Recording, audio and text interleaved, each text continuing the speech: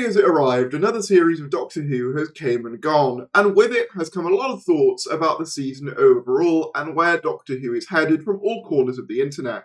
And if you've been watching my reviews of each episode as they come out, you'll know that I've genuinely felt pretty positive on this series so far, but noticed I've also had my fair share of criticisms. So in this video, I kind of wanted to give you an overall overview of my thoughts on the season and why I think Doctor Who is good again, but it could be better. But before we get into any of that, subscribe if you're new, that'd be greatly appreciated. We are trying to get 25,000 subscribers and we just hit 24,100. Any support is always appreciated. But let's get right into it. So when I say Doctor Who is good again, but it could be better, an important distinction to make is that I didn't really enjoy the previous era, and there are going to be comparisons between the new season and the previous era, purely because I do think it goes some way in explaining what it is about this new series that has worked for me over what doesn't work for me in previous series. However, this isn't a video documenting why the Chibnall era is bad. There's quite frankly enough of them online, and in some cases I will be drawing some parallels between that era and this one, so don't think that this era is getting off scot-free, but there will be comparisons to the previous era, so if that's not your thing, fair enough, but I'm warning you now. I think a core reason why I enjoyed this series so much is the characters and the character dynamic, mainly the two leads, Ncuti Gatwa and Millie Gibson playing the 15th Doctor and Ruby Sunday respectively. I like both of them. The Doctor in particular, I think, is very, very good. Ncuti Gatwa's Doctor is probably the most I've warmed to a Doctor since 11, in terms of just immediately being like, yeah, that's the Doctor. As much as I do love Capaldi, it took me a while before I saw his character as the Doctor proper. With Ncuti, it was relatively instant. You know, if we're including Church on Ruby Road as part of this season breakdown, I think he does a great job. He's energetic, he's youthful, he's charismatic, and he does the emotional moments very, very well. When we talk about the individual facets of the 15th Doctor as a character, much like 10, he kind of has that cheeky, chappy personality with Ncuti's own flavour injected into it, but he's also a lot more emotionally open and vulnerable as a result of the 14th Doctor receiving therapy whilst at the Noble's house. This does lead to him being more of a character that wears their emotions on their sleeve. They're very open about it, and in some ways, I did find that refreshing. There are some really lovely scenes in this where he's being open about things that we don't normally see the Doctor be open about. Mainly talking about Susan, which is something that the Doctor has avoided for many, many years now. So to see the Doctor finally be open about that was nice to see. However, I do think there is a slight issue with it as well, in that this Doctor, it's no secret, he cries a lot more than previous incarnations. Now, I don't want to say that that's a bad thing, because it isn't. Male characters crying is good, and it shows to men that, hey, it's good to be emotional, it's good to show emotion, don't just bottle everything up. I completely agree with that in principle, 100%. My issue with it is that when you have a character cry with such regularity, it makes the moments where they do get emotional feel less impactful as a result. What do I mean by this? Well, we see Gatwa's Doctor cry in every episode we've had of him other than 73 Yards, which, if you've seen that episode, you'll know he's barely in. And I do think it lessens the impact of the big emotional scenes, such as the scene where he's looking out on the devastation of the Empire of Death when Sutex sanded everything, or when he gets emotional during the climax of Dot and Bubble, realising that these people's own bigotry won't allow them to be saved by him. Don't get me wrong, a lot of the circumstances with which he gets emotional make sense, but when they happen with such regularity, it takes the impact out of each individual instance for me. Another interesting aspect about Gatwa's Doctor that does make me like him quite a bit is his morality. It's no secret that I've been a critic of the way the 13th Doctor particularly dealt with some situations, and not only the way that they dealt with them, but the way that that was never really questioned by characters within the era. Particularly stories like Kablam, where she insists that the systems aren't the problem, or where she'll sort of genocide 3 species and no one even bats an eyelid. With the 15th Doctor, he is a lot more in line with what is my understanding of the Doctor up to this point. Boom is the prime example of this. He finds war totally morally objectionable, but particularly he despises the idea of war profiteering and the idea of profiteering off of people's lives, and people's lives being viewed as unnecessary expenses. Politically, that charged word, I do think this series is more in line with what I expect from the Doctor at least, than prior seasons. Referring back to the Dot and Bubble scene, I think it's very interesting that, as terrible as those people were, he still wanted to save them, which is very much the Doctor that I know, seeing all life as valuable, even if the people themselves are quite morally repugnant. And when this Doctor does do morally questionable acts, such as the death of Sutekh at the end of Empire of Death, it is at least treated with a sense of, oh, I'm becoming a killer, I'm becoming the thing I am against. Now don't get me wrong, I think the execution of that is a little bit wonky, because he sort of says he's comparable to Sutekh in that situation, to which I'm like, is he? Because at the end of the day, he's trying to bring back life, and Sutekh is trying to bring death. But, at the very least, when the Doctor does something in this run that is morally questionable, it is treated as a morally questionable act. This Doctor's openness doesn't just stop at sadness, though. We see this Doctor be more engaged in romance, more so than we've seen arguably since Tennant once again, particularly in the episode Rogue. And while I know that for some people, the Doctor being in a romance at all doesn't quite work for them, for me, there's something about the Doctor and Rogue's dynamic that makes more sense than most other Doctor relationships. And I think the reason for that, and this might sound a bit weird, but go with me on this, the Doctor, in my head at least, is a very domineering personality. He's very much the centre of attention. He wants to be the front of the room, in charge of everything. So the idea of him pairing up with someone else like that, such as River Song, never quite rung true for me. The interesting thing about Rogue is that he is quite bumbling and unconfident underneath, whereas the Doctor is the one kind of being quite forward and in charge of the conversations. And I think that's more how I would interpret a Doctor romance in general. Do I still think I would prefer it if the Doctor was just asexual? Probably yes. That is my preferred mode of viewing the character. However, for me personally, the romance within that episode works better than it has in previous seasons. Let's talk a little bit about Ruby Sunday. Now, Ruby Sunday is an interesting case where the actress Millie Gibson is doing a fantastic job. I think there are so many moments in this series where you learn so much about Ruby purely from the facial expressions that Millie Gibson gives the character in certain scenes. And she is quite sympathetic from the beginning. She's a young girl who's grown up with a foster mother, never quite knowing who her biological mother was, whilst having a lot of drive and determination not only to find that out, but also to do the right thing by people. She also kind of has some of that defiance that I think worked really well with characters like Donna Noble. Like, for example, when she's screaming at the bogeyman, or the scene in Boom, where she basically tells the Doctor, yeah, good luck with trying to stop me. Ruby is overall a solid character, a good character who I enjoy the presence of. However, the issue with Ruby Sunday is less so her in particular, and more so her dynamic with the Doctor, and how it doesn't really evolve across the series. Now, don't get me wrong, as a pairing, I really enjoy Ncuti Gatwa and Millie Gibson together. I think chemistry-wise, they really have something special. I think they really work well. And unlike with the previous era, I can actually fully understand why they enjoy travelling together.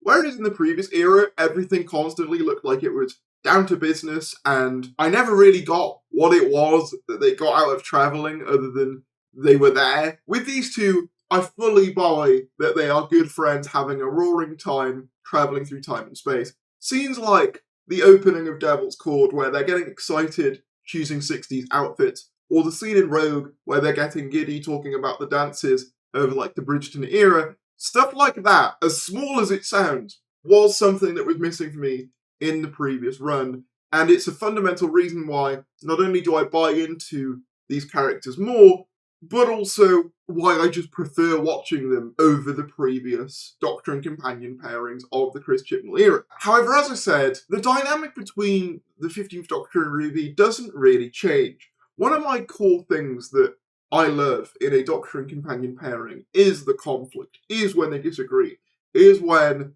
the Doctor's alienness and otherness is at odds with the humanity of the Companion. We see this very early on in RTD1 with the Ninth Doctor and Rose, where the Ninth Doctor is kind of nonchalant about people getting hurt, whereas Rose is very much like, wait, hang on, people have just died. And that's something that's existed across the show. Pyramids of Mars is another fantastic example, where there's a lot of death in that story, and Sarah Jane notices that and feels sad about it, but the Doctor is very unfazed, and Sarah Jane calls him out on it. She says, sometimes it's like you're not, and then she stops herself, and then the Doctor says, human. That conflict between a Doctor and companion is pivotal to me in making a Doctor and companion relationship feel real, and unfortunately, there isn't really much of that at all. In most of the series, in fact, I'd argue 99% of it, the Doctor and companion are completely singing off the same song sheet, completely going along with what each other are doing, and while that creates a very fun, carefree dynamic, I miss a lot of the depth that came with previous Doctor and companion pairings. Even with, as I said, the Doctor and companions that were very friendly with each other, they would often disagree on a lot of things. The 11th Doctor and the Ponds, for example, would constantly butt heads with how to deal with the situation, but that never meant that you didn't buy them as a friendly dynamic. And I think it's a shame that during this series, the Doctor and companion don't really argue once. They hint at it, for example, at the end of Space Babies, where the Doctor says, I cannot go back to your birthplace, and Ruby seems very much kind of disappointed by that. Or at the start of Empire of Death, where Ruby is obsessing over her mother and the time window and why she can't see her mother's face, and the Doctor basically goes, we've got bigger issues to deal with right now. But it never quite goes far enough, and I'm not saying I need them to constantly be in conflict with each other, but just some disagreements from these different characters and different perspectives from these characters would make them feel so much more real to me, and that is something that I also think the previous era lacked, that unfortunately I don't think this era has quite gone as far as I would have liked to see that be rectified, especially considering this is Russell we're talking about, someone who I think perfected a lot of the sort of soap drama aspect of modern Doctor Who in his first run. While we're talking about that, I want to talk a little bit about the family dynamic of this series, because that is something that's very pivotal to the arc of this series. As I mentioned, Ruby Sunday is a foundling who doesn't know who her birth mother is, and she is an adoptee, and that's a very core part of her character, as well as her dynamic with the Doctor, because the Doctor also recently discovered that they don't really know who their parents are. And I like the Sundays. I like them a lot. Carla, and particularly Cherry Sunday, I think are incredibly likeable characters, and there are moments, particularly in Church on Ruby Road, where I think they really nail the relatable struggles that families go through. The idea of being the last bit of fixed rent in a tower block and not wanting to move because of that rings as very true to me. And Cherry's just desire for a cup of tea of all simple things, it works. I definitely say that of the companion families, this is the family that I've liked the most, probably since the Nobles. In fairness, they're not up against much because Moffat didn't really prioritise it, and Yaz's family, I mean, pretty much non-entities. But I do like them. My issue is, I don't feel we see enough of them. A lot of core moments in this series, character-wise, feel that they're kind of skipped over, and I think that's a shame. And that's something we're going to be coming back to in this video as a whole. I think the runtime of this series really does do damage to some of the aspects of this series, but crucially, I think there's a lot of scenes that I think should be here that aren't. For example, at the end of Space Babies, we see Ruby returning to her home following her first adventure in the TARDIS, and we sort of hear her beginning to explain the Doctor and everything else, and then the episode just ends, and we don't get a conversation like we did with, say, the Tylers. Instead, we leave the Sundays until episode 4, and even then, most of their interactions take place in what is an aborted timeline. So we don't actually see them again proper until the finale. And I think that's a shame because we don't really get to understand what her family's views on the Doctor are. We get the odd line here and there from Cherry particularly, who's very suspicious of him, and understandably so. But I think it's a shame that for a series that, as I said, is so focused on the idea of family and found family, that the found family of Ruby Sunday aren't really as much of a focus as you probably expect them to be. But now we've talked about some of the main characters and some of the side characters, I want to move on a little bit to the arc of this series and kind of the questions and mysteries that it presents and why I think it didn't quite work as well as it could have done. So right from the get-go with this series, there's quite a few mysteries being established. Most prominently, you have the mystery of Ruby Sunday's birth and her being left at the church by a mysterious woman who she does not know. You have the fact that anytime they mention this in any episode, it snows. You have the mysterious reappearing woman that is named eventually Susan Triad. You have the mystery of why the TARDIS keeps landing abruptly and making weird noises across the series. You have a couple of reappearances by Mrs. Flood, the general weirdness of 73 yards, the mystery of the one who waits, etc, etc, etc. Do you see my problem?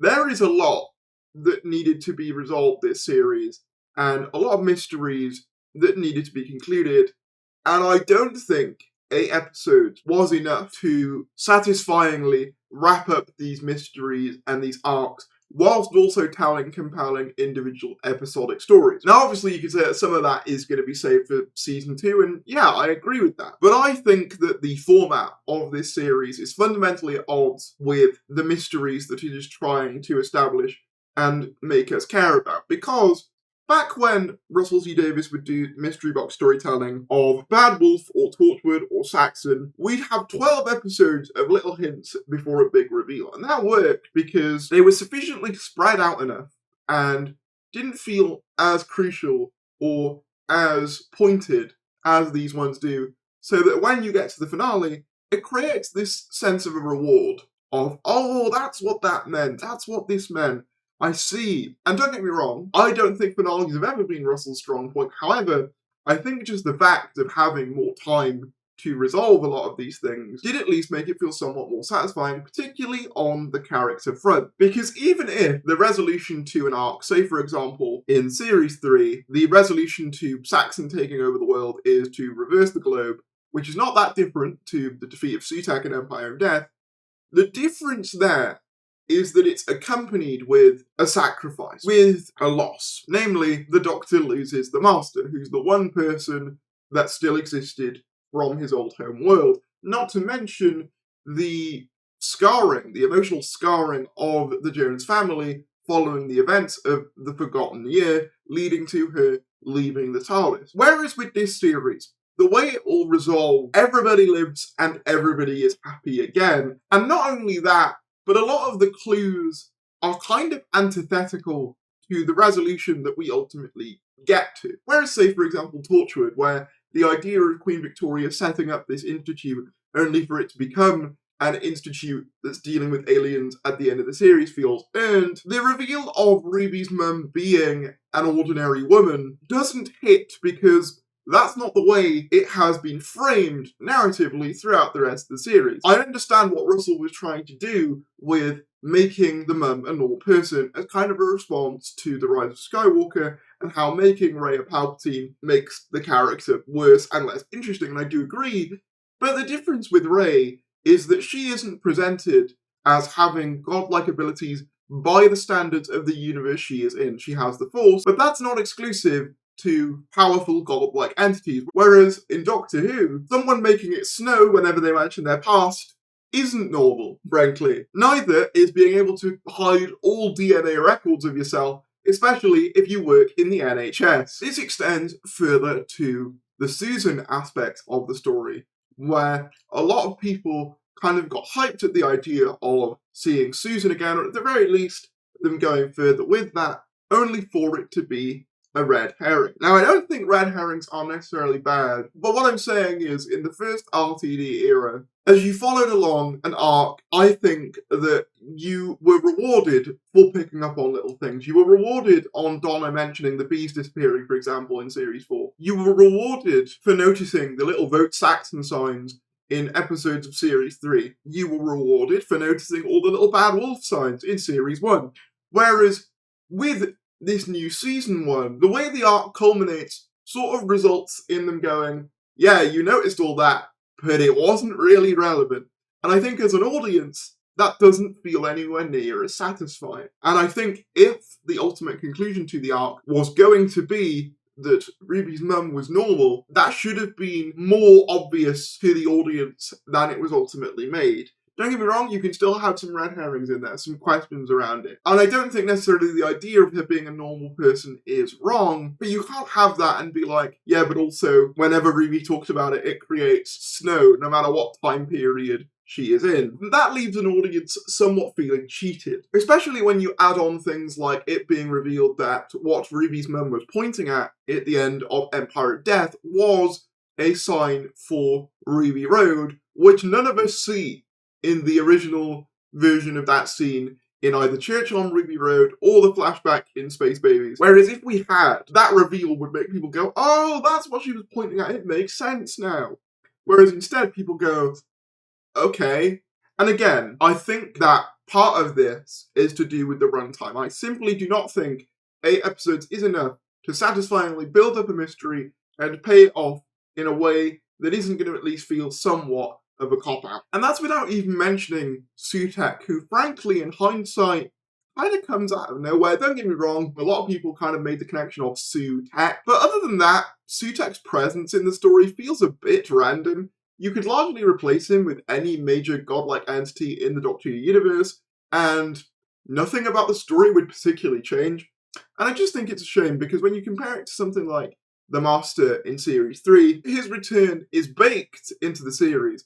We see the Doctor using the fob watch technology that the Master later uses to conceal a Time Lord as a human. We see the age-reversing technology in Lazarus Experiment that turns out to be used for the laser screwdriver. With Sutek, he just sort of appears, and you're like, okay, fair enough. That's who the villain is, I guess. So whilst the arc did intrigue me early on, I think it's an unfortunate thing where it's tried to be subversive, and it's tried to wrap too many things up in too brief of a span of time, and it has led to a less than satisfying result. We've talked quite a bit about characters and overall arc of the series, but let's talk a little bit about the individual stories of this run, because this is where my positives for the series really kick in. For me, this has been one of the most solid runs of Doctor Who we've had in quite a few years. Don't get me wrong, it's certainly not perfect. As you can probably tell by a lot of my previous commentary, I wasn't big on how the finale wrapped things up, and I do think Space Babies was kind of a bizarre choice for an opener. But other than that, I've enjoyed pretty much all of this series. Devil's Cord, as much as it is a bit messy in places, is a very experimental, fun piece with one of the best villains of the series, in fact, probably the best villain of the series, and it's probably the episode of the series that feels the most fresh and the most, oh, this doesn't feel like anything we've seen before. Which is something, to be fair, I do have to give Russell General credit for.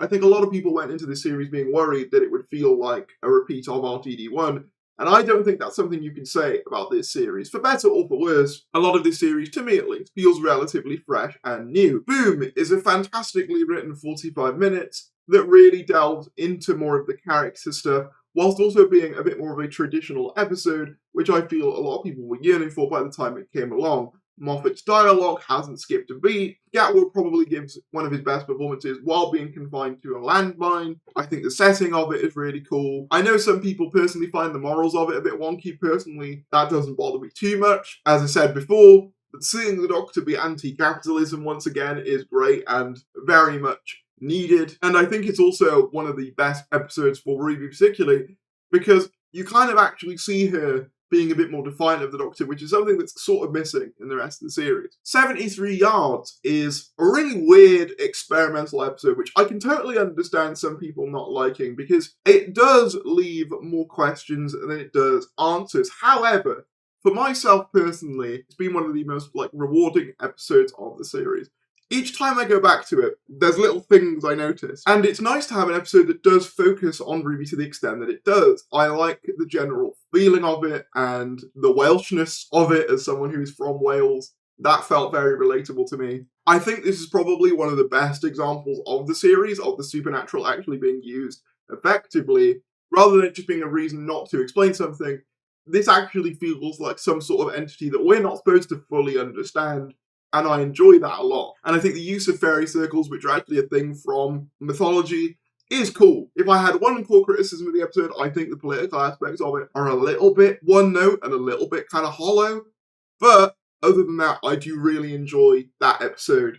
It's not quite as high up for me as Boom is, but generally, I think it's a really experimental, beautifully shot episode of Doctor Who. That's another thing I have to say for this series overall. I think visually, it's looked absolutely fantastic.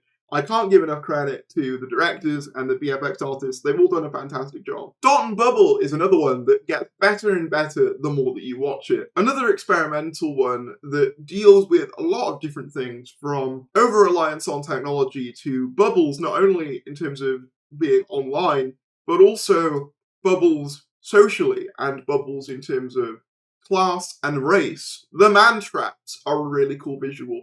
The performance of Lindy Pepper Bean is fantastic, where you're supposed to like her enough to follow along to her, but also kind of despise her at the same time. And they really do balance that line perfectly. And the twists and turns of that episode are very much enjoyable. And unlike some of the arc of the series, do feel completely earned and understandable. And you sort of sit there and go, oh yeah, that makes sense, because a lot of the microaggressions that you see Lindy Pepperbean and other characters present might fly over your head the first time, at least they did for me as an admittedly white guy. But when you rewatch it with the full knowledge of who these people in Fine Time are, it just adds a whole new layer to it. Dot and Bubble is one I think we will go back to and look back on as a really, really pivotal episode of Doctor Who for the modern age. And as I said, that final scene at the end with Gatwick Doctor is absolutely heartbreaking and beautifully performed. And the fact that that was his first scene on Doctor Who is absolutely phenomenal. Rogue is probably what I would call, sans the romance at least, the most standard episode of the series. I think it felt like a real palate cleanser after two relatively experimental episodes. I think its pacing gets a little bit weird in the middle, and I think the cosplay aliens, while a fun idea, do get a little bit too over the top for my liking towards the end. But the central romance is strong, the setting and visuals are really nice. I do wish Ruby was a little bit more proactive in it, but on the whole, a solid, more standard episode of Doctor Who that I could definitely find myself rewatching because its vibes are incredibly fun, and the romance, at least for me, works better than a lot of other romances in Doctor Who do. So as you can see, for me at least, a lot of these episodes I do really enjoy. A lot of my issues with this series are less on the individual episode front and more on the general way the series is constructed and formatted. Pacing is another aspect to that. As much as I enjoy most of the episodes in this series, there is not a single one that couldn't benefit from an extra 10 or 15 minutes of runtime, particularly stories like 73 Yards, which, as much as I do love some of the ambiguity of, I do think would benefit from a turn left style scene where the Doctor basically sits down with Ruby and kind of talks her through it a bit. I don't need all the answers. I don't need to know why the woman turns out to be Ruby. I don't need to know what she was gesturing necessarily, but it would at least be nice to have a bit more explanation of how, like, the fairy circle created this kind of alternate state for me personally. But hey ho. But even stories like Dot and Bubble, you kind of think I could easily watch some more of this society, and maybe as well I'd like to see some more of the Doctor and Companion, which is another aspect to this series I think does hamper it. The absence of Ncuti Gatwa from a lot of it. It's no secret that whilst this series was filming, Ncuti Gatwa was filming Sex Education Series 4, and Russell has said that that naturally had an impact on Season 1. And I think the unfortunate consequence of that is that, as I was saying with the characters before, I don't feel like I know them quite as well as I should at this stage in the game. They are more well-defined than the Chibnall Companions, and they both do have some really nice scenes, but there simply isn't enough of them, particularly together, for me to really grasp them in a way that I did Ken and Donna, or 11 and the Ponds, which makes the departure in Empire of Death, as lovely as I think that scene is, feel somewhat hollow because these characters still feel so new, and we've not really seen them be in conflict or really be together that much, sans, a few episodes. So for an audience, when they're doing the big emotional goodbyes, I don't know whether it rings quite as true as it could if there was more of them. And part of that is going to be down to scheduling, but part of that, I think, also does come down to the decision to have so many experimental episodes in what is an 8-episode reboot series. Don't get me wrong, I love a lot of what this series tries to do on the surface. I think experimental episodes like 73 Yards and Dot and Bubble are some of the most fresh Doctor Who has felt in a while, but I think for a first series, I don't know whether it necessarily does the job of explaining what Doctor Who is most of the time, week to week to week, because it is all so different.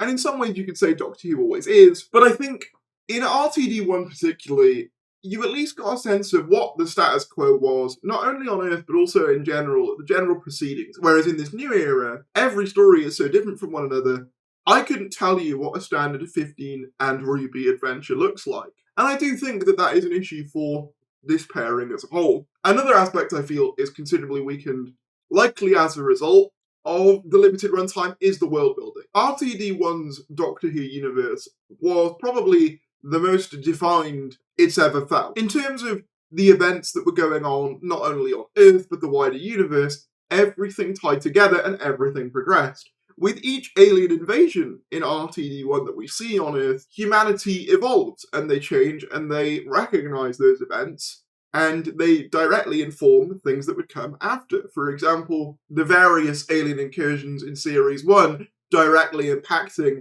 Elton Pope's life in Love and Monsters, leading to him discovering Linda, who are a group of people who research the Doctor and these events. Or whether it be the Titanic nearly crashing into Buckingham Palace in Voyage of the Damned, only for then, in the alternate timeline story, turn left, we see the direct consequence of what would have happened if the Doctor wasn't there, leading to a nuclear fallout, essentially, and the deportation of many people from the United Kingdom. Or how the Doctor, deposing Harriet Jones at the end of Christmas Invasion, gives rise to Saxon. Everything felt like it had a purpose and had an impact on the universe. Whereas with this new era, and this isn't just for season 1, but also to a certain extent the 60th, I couldn't really tell you what humanity's response to any of these events had been. Do they remember Beat for the Meat causing devastation to London's roads only for it to be immediately reversed? Do they remember the events of the Giggle, where everyone went insane for a couple of days? Do they remember the destruction of all life, not only on Earth but the rest of the universe, before they're subsequently revived, in a similar way to how some people remember the events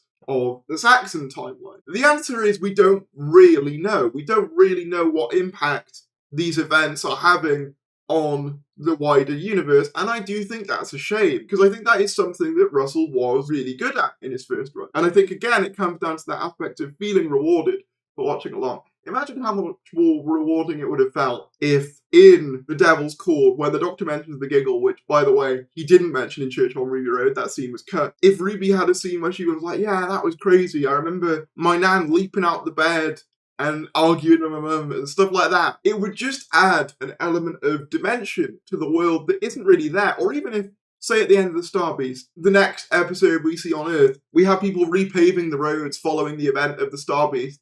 Things like that would just add to the overall world, and I think it's a shame that this new RTD2 era, in terms of world building, doesn't feel anywhere near as well defined as his first era did. Even after just Series 1 alone, things like the crash into Big Ben, we see the public's response to that. We see them looking at it on the news. We even see how Rose being gone for 6 months impacts her family, with Mickey being blamed for the disappearance. There isn't really any of that for this new series, and I do think that's a shame. One thing I do want to give praise for in this new run is the music. I think Murray Gold has done an impeccable job this go around. He's mixed his more bombastic style with more subtler pieces, and I think it's really, really, really worked. I cannot praise him enough. I think he has proven all his critics wrong, and well done, Murray Gold. You've done a great job. And personally, as for me, I do prefer Murray's more emotive music than Sagan's more subtle ambient music. That's just personal preference. Stuff like the scene where Ruby plays her own theme on the piano is beautiful. I think 15's theme is fantastic, triumphant, bombastic, and just summarises that Doctor to a T. I can't praise the music enough. That's really good. So I think overall, you kind of understand what I'm feeling towards this series. Individual episodes, I like pretty much all of them. I like the Doctor and Ruby. I like the Sundays, but I don't love them. And I think a reason for that is because they're just not quite as well defined as I would have liked them to be. And I think it's frustrating because I think this series did have the potential to be one of the best. Up until the finale, I was very much considering putting it above Series 2 particularly. But after the finale, I couldn't really do it because of the way things were resolved and the way it made me sort of realise that I don't think we know these characters quite as well as we should at this point, which is a shame. I am hopeful that with Season 2 seemingly having Gatwa be more of a presence throughout, as well as Ruby coming back for Season 2, for some of it at least, there is going to be the potential and the room to iron out some of these cracks. And I do want to say that I did enjoy this series overall. It would certainly be what is, in my opinion, a good series. Not a fantastic series, not one of the best series, but a good series of Doctor Who. Somewhat in the middle of my rankings, which I probably will do at some point soon. But it's frustrating because it's like that student who is a B, who you know can be an A+, and they just don't quite get there. And I think that's what makes it frustrating. This series isn't bad. I'd say this series is good, but there is some mistakes, I feel, that I wasn't quite expecting there to be from Russell, someone who is experienced. And I do think an aspect of that is the 8-episode reduced count. I do think an aspect of that is Gatwa not being available for some of the filming. But I do think there's an element of there being a shift of priority in Russell away from the more personal aspect of the show that I think he's so good at, the more drama-led aspect, towards the more fantasy aspects, which, whilst I don't mind, and I actually quite like as a direction, I don't think it is Russell's strong point in the same way the character and family and emotional stuff is. And I hope that he maybe realigns himself more with that in Season 2. I think if he does that, and there's some more development for the Doctor and companions, I think Season 2 will definitely be an improvement. And I think maybe having some more consistency in terms of what the episodes are might help a bit as well. But that overall is why, in my opinion, Doctor Who is good again, but it could be better. But what do you think of Doctor Who Season 1? Whatever your thoughts are, drop them down in the comments. I apologise for this being such a long video. I'm not normally one to make such long videos, but I had a lot to say about this series, and there's probably stuff that I myself have missed. But I felt that I wanted to give my full overview of the series now that it's done. Thank you for watching. Please like if you enjoyed, subscribe if you're new, and I will see you later.